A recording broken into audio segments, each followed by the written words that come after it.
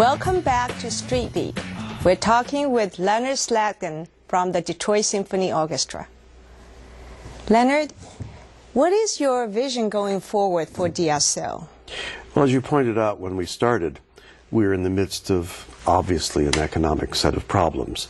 And any economic problems affect every aspect of society, the arts in particular, because, well, frankly, what we do doesn't appeal to everybody. Or at least we don't think it does. But I do. The household in which I grew up was as conversant with Frank Sinatra as it was with Beethoven, or with the great film composers. All music was open, a little bit like what Duke Ellington said. There are only two kinds of music: good music and the other stuff. So the first job for us is to make sure that it's understood.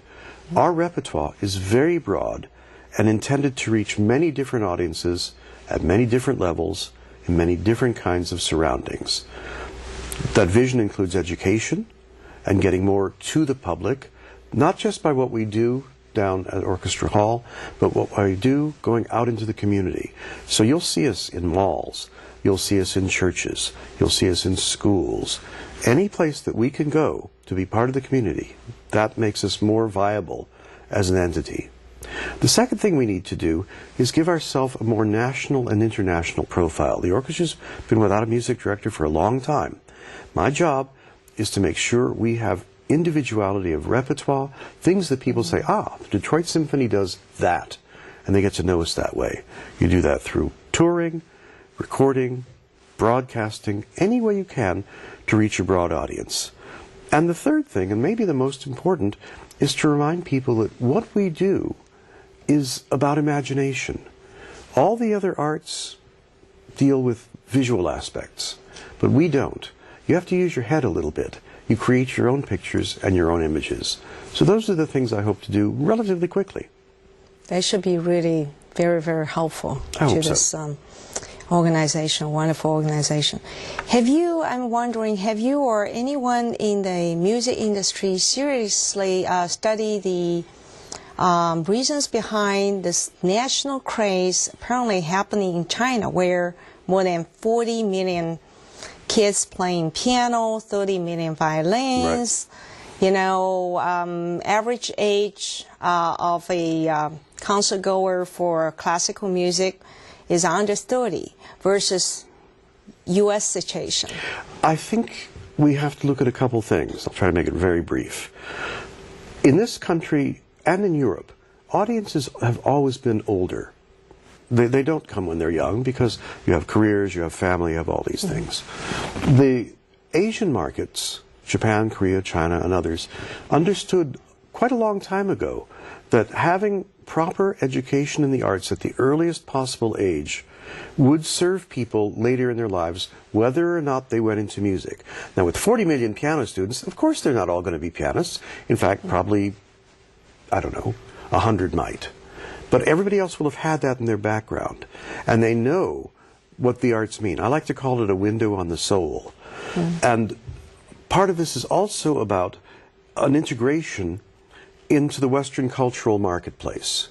So I think what you're looking at is a true change in demographics here in the United States. Let's face it, a lot of people who come from these countries will stay here in this country.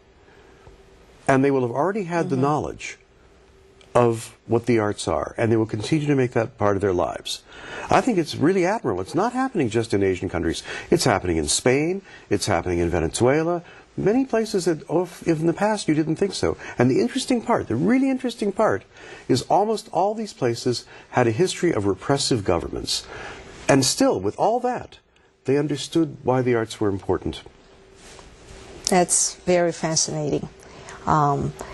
Now, what would be your advice to our young, aspiring conductors who might be torn between pursuing their music passion as career versus settling for, you know, economic security in a more mainstream profession? You've actually raised a very important point.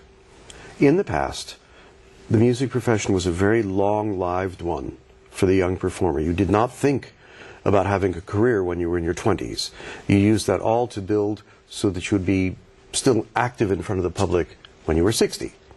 So the first thing is, don't rush. Take your time, especially in conducting. There's a lot of music to learn. Go to as many rehearsals and as many concerts as you can. Learn from other people's mistakes. Try to avoid the mistakes.